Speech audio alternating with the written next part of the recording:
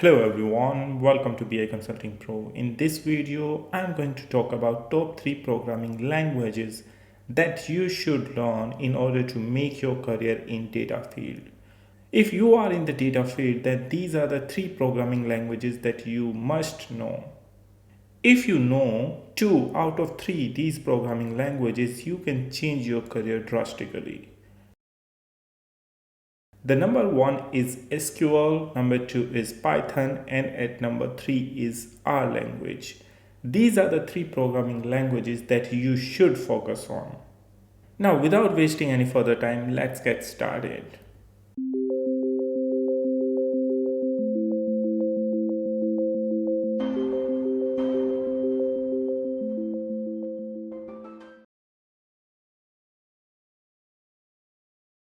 The very first comes the SQL. We all know that if you have to work in the data field, you should know SQL.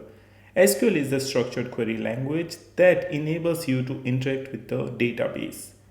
If you are working on any DBMS system, that you should know how to use SQL. It is very popular and there are certain reasons behind that. It is widely used in the business intelligence tool. Data manipulation and data testing are done through SQL only. Data science tools depends highly on SQL. Big data tools such as Spark, Impala are dependent on SQL. It is one of the demanding industrial skill as well. So these are the major reasons that you should know that why most of the people use SQL. And trust me, if you are in data field and you are interacting with the relational database or maybe non-relational database, then still you should know SQL. And you should start your career with SQL language. If you are working in the finance or any other domain and still you are trying to get into the data field, then this is the very first step that you should take. You should start learning SQL language now. Now, if we talk about the job profiles in SQL, so mainly there are 4 different types of job profiles, but it's not limited only for these profiles. Majority of the profile falls under SQL developer, database administrator, BI developer, and data analyst. If we talk about the job market, then you can see on your screen how the job market is trending for SQL. On an average, an SQL developer gets 88,125 USD. However, in certain firms, a DBA or SQL developer can get up to 150K every year. Now let's talk about the Python. Well, we all know that Python is an open source programming language. This means that anyone can work with Python without the need for a license or a fee. You should note that Python's presence for third-party modules is available. It has extensive support for libraries, for example, NumPy for numerical calculations, Panda for data analytics, etc. It has their open source community and development environment. You will get versatile, easy to read, learn and write coding system. You will get user-friendly data structures. That means this language is very easy to learn. It's more like your English language and you can easily grasp it. Python is very popularly used in the data field. And last but not least, Python is portable across operating systems. That means you can use it across multiple operating systems. Now, if we talk about the job profiles, as I mentioned previously, Python can be used anywhere, but in the majority of the cases, data scientist, research analyst, software developer, business analyst, Python developer, and data analyst use this language for the coding. Coding can be of any type, whether they are building some visualization, analyzing data, doing some predictions on the data, etc. Python is being used throughout many industries. Some of the popular industries are Yahoo, Google, Mozilla, YouTube, Microsoft, Spotify, Dropbox, Quora, and Cisco. But this is not only for these. There are so many other companies in this world, and I'll say almost all the companies who are working on the data, they are using Python language. So definitely they always need an employee who has the knowledge of Python. As you can see on your screen, the job market for Python, there are various industries which are using Python. But from this graph, you can see that information technology industry is the leading industry that is using Python, while pharmaceutical and biotechnology are the least one. On an average, a Python developer gets a salary of 120,000 USD every year. And this is just an average. It can go up to 200 or maybe more than that if we talk about the top-notch salary for a Python developer.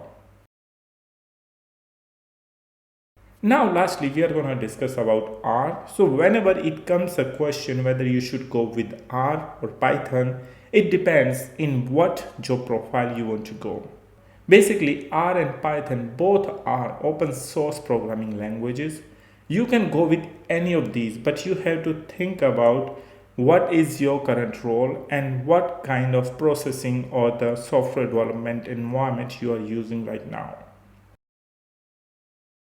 R is an open source programming language. This means that anyone can work with R without any need of the license or a fee. Furthermore, you can contribute towards the development of R by customizing its packages. R provides exemplary support for data wrangling. That means whenever you need to work on the data science projects and you need to wrangle the data from the websites, then packages are capable of transforming messy data into a structured form. It also comes with the array of packages. It has vast array of packages. It would provide you quality plotting and graphing. You will get highly compatible programming languages with R such as C, C++, Java, and Python. It is also platform independent, meaning that it can be run quite easily on Windows, Linux, and Mac. If you want to create eye-catching reports or you want to create visualizations, then this is your language. Also, if you are working on machine learning operations, then this is your language. And the most importantly, statistics. R is prominently known as the lingua franca of statistics. This is the main reason as to why R is dominating among other programming languages for developing statistical tools. So the basic difference, if you will ask me, I'll tell you, if you are working more on the data analysis side, you should go with the Python. On the other hand, if you have to work more on the statistics side, go with the R, or if you have to work more towards the data visualization side, you should go with the R.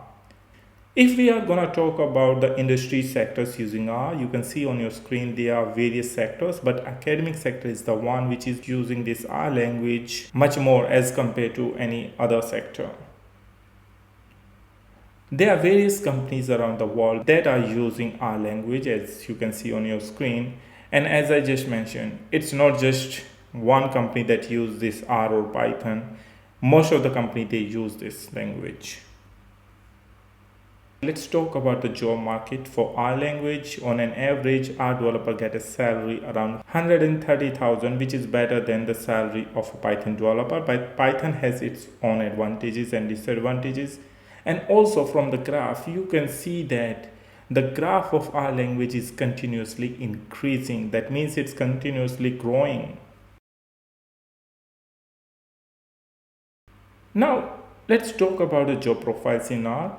Job profiles in R are similar as they have for the Python. You can see that there are the different job profiles such as software developer, research analyst, data scientist, data analyst, BA expert, business analyst.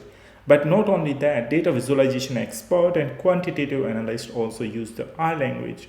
So if you are interested in any of these profiles, then you should go with the R language. That's all guys for this video. I hope now you know which languages to learn when you are going to choose your career path. Please connect with us if you have any further question and concern. And don't forget to subscribe our channel and hit the bell icon for all the latest updates and videos.